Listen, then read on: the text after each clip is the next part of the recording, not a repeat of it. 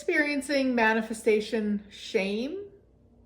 Welcome to Tools to Manifest Your Dream Life with myself, Glenyce. Thank you so much for being here. I am so incredibly grateful for each and every one of you. Manifestation shame. I made it up, but also it energetically matches what I hear from a lot of my clients and I've experienced over time, where when you're manifesting something and it doesn't show up, or it doesn't show up when you think it should or in the way that you think it should, and then you go into the wrongness. I'm so bad, I'm so wrong, I'm so horrible, I'm so awful, I did it wrong, all of that insanity. And I know for sure that when we are choosing manifestation shame, we're not manifesting anything except more of that energy, because it is such a dense, heavy energy. There's also no receiving.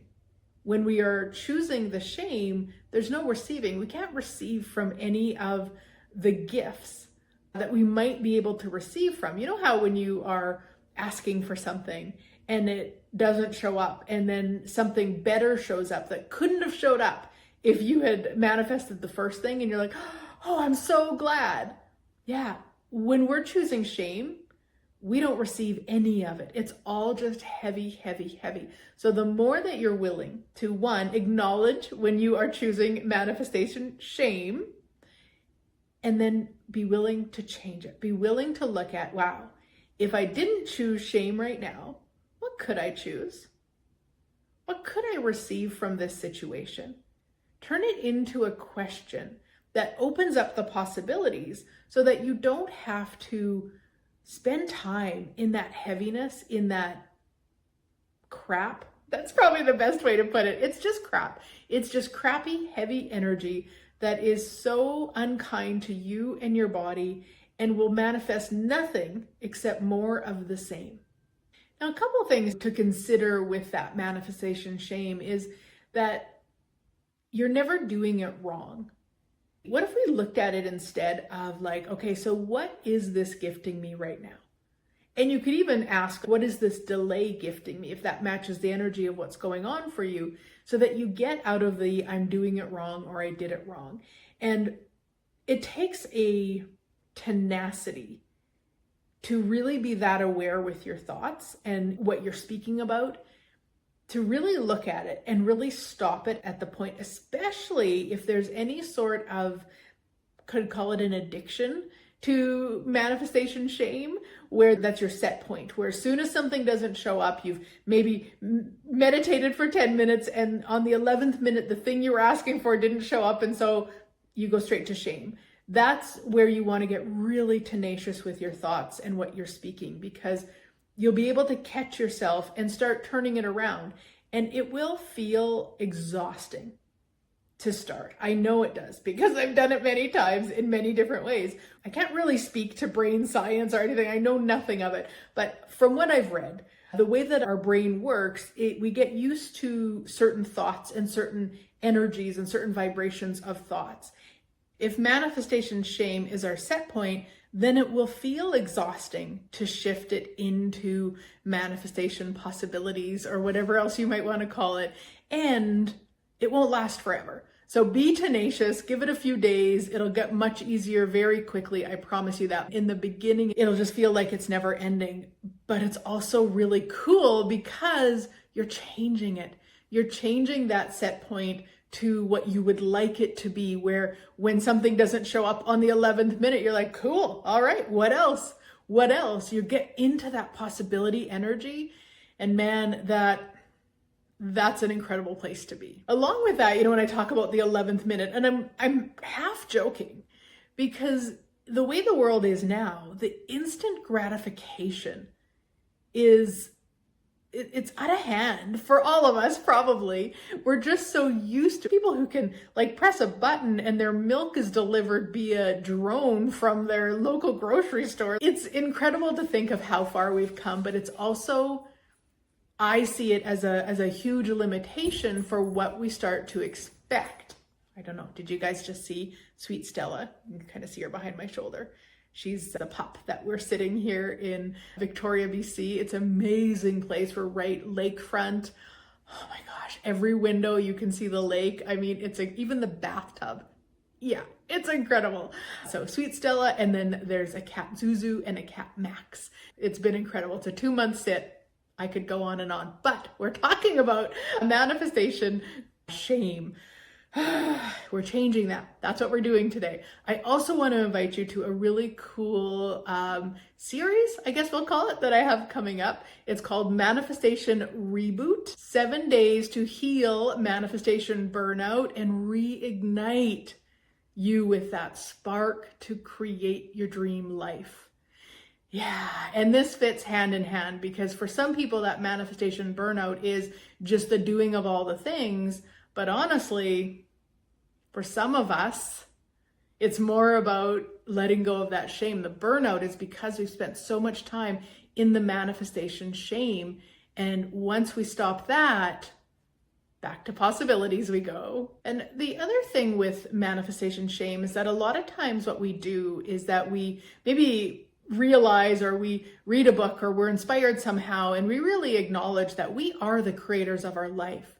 But we take that to the gaslighting level where we're the creators of our life. So everything that's gone wrong or bad or not working is all on us. And that's not what we mean when we talk about being the creators of our life. It's not to look at those horrible things going on the planet or things that have happened in your past about being your fault or your responsibility. At least that's not how I take it. Now, some people might differ with that, but I really don't see it as that. I see us as, yes, the creators of our life. And yes, we can make many, many choices. And there's still going to be things that go on that we have no control over. We have no responsibility to. We can change our process around it. We can change our energy with it, but we can't change the thing. There's still going to be people in our life who die. There's still going to be things in our life that die, relationships and businesses and all sorts of things. Creating our life, to me, is creating it through all the stuff, not beyond the stuff. I have yet to see anybody who can do that. I see it as being able to create our life in a way that works for us while all that stuff is still going on. So it isn't about looking again at how wrong you are and how bad you are and how messed up that is. And if you'd have just done that thing, like, no, stop it. That's all that heavy energy designed to keep you in more of that heavy energy. All right, so we've talked a lot about manifestation shame. So let's look at, how do we change it? Where do we start with actually changing it? So the first one we've talked about already is to be really tenacious with your thoughts. When that shame is showing up, stop and ask a different question. What is the gift here I could receive? What else is possible with this that I've never even considered? If I didn't choose shame here, what could I choose? Yeah, start shifting it. Acknowledge when you're in it, and then choose to shift it so that you have that spaciousness. And then the manifestations are going to be so much easier because you're out of the heaviness of the shame. You also may want to start challenging when that comes up of, I did it wrong, I'm doing it wrong. Maybe just take a moment. Okay, did I? Is there something else that I could have done? I know for myself, I'd say probably the last 6 months or so, although we have manifested incredibleness. I am so grateful for so much of my life, and some of it hasn't been the way I would like it to be. And so going into the manifestation shame and then looking at it, like really looking at it, getting, okay, what am I doing wrong? Am I doing anything wrong? What else could I be doing? And then having really some big awarenesses with that in terms of like, wow, okay, so if I were to look at my day in terms of percentages, how much of my day yesterday did I spend in the possibility energy? How much of my day did I spend in manifestation shame energy?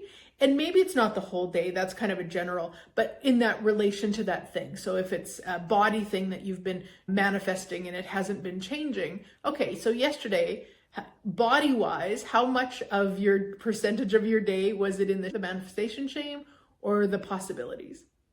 Oh, wow, more in the shame. Okay, so now we've got that. We know we can start changing that. So not from the place of you did something wrong, but from the place of, okay, I know how to change this. I know I can start adding more of the tenaciousness, or maybe there's some other things that you like to do. I love to do energetic exercises, which is like a guided meditation on speed. They're the things that I do all the time. You can go through my past radio shows. I have a ton of them in my asifbymagic.shop. Every Monday in the manifestation membership, you guys get a new one. So come and play however you can, but I love doing those to shift my energy.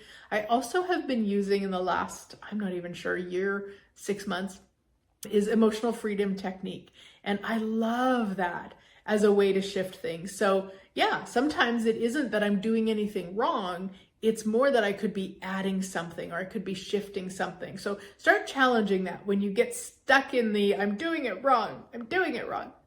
Check in. Are you?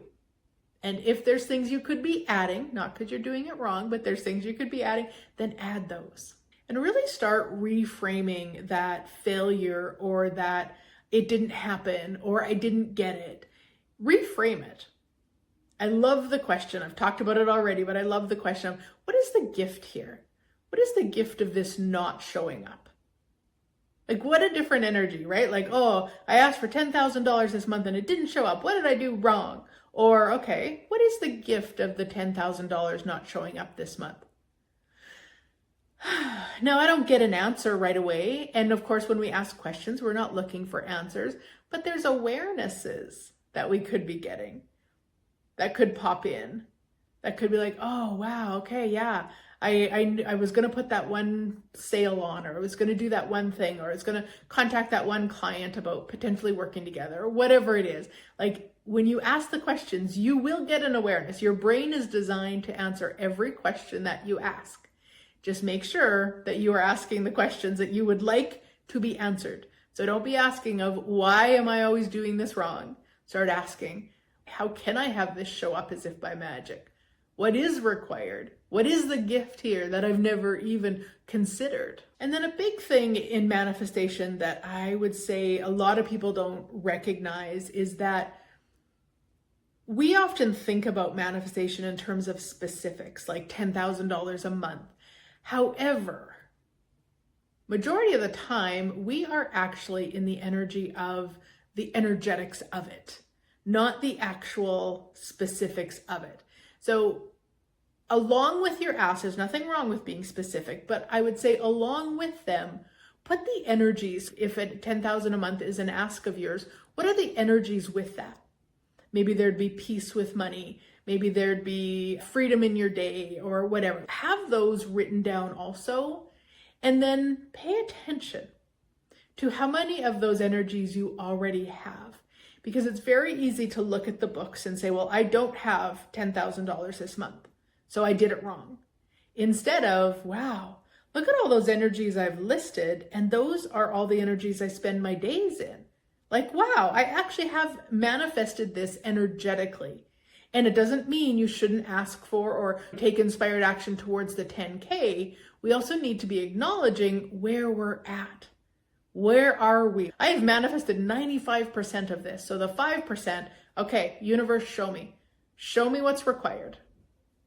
You can also be asking your manifestation team. This is such a fun thing I've been doing lately. New session, it is called the Meet Your Dream Team, so that I energetically work with a client on Zoom and I introduce them to their manifestation dream team. They come in with whatever manifestation they're asking for, and I just invite in their team, and usually angels and guides and archangels and ascended masters and all sorts of energies come in, and it's who's on their team for that manifestation. And it's been so cool to connect with people and connect them with their manifestation team and give them messages and then answer their questions. It's been amazing. So I'll have a link above or below if you'd like to book one of those. Would love to have you come play. It's just been so fun.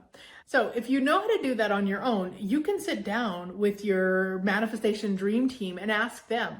Ask them for assistance, ask them to help you to acknowledge or recognize when you're choosing shame over possibilities.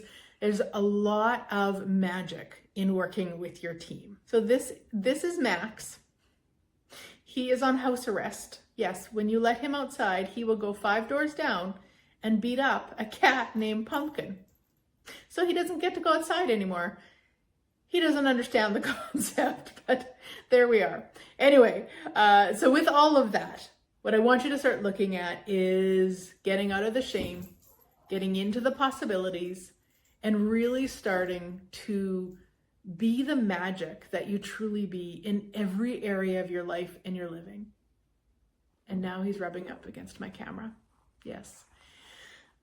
Okay, well, on that note, I'm going to say goodbye. Again, a huge invitation to the Manifestation Reboot. Would love to have you come join us. Max would too, apparently. Have a great week, guys. I look forward to chatting again soon.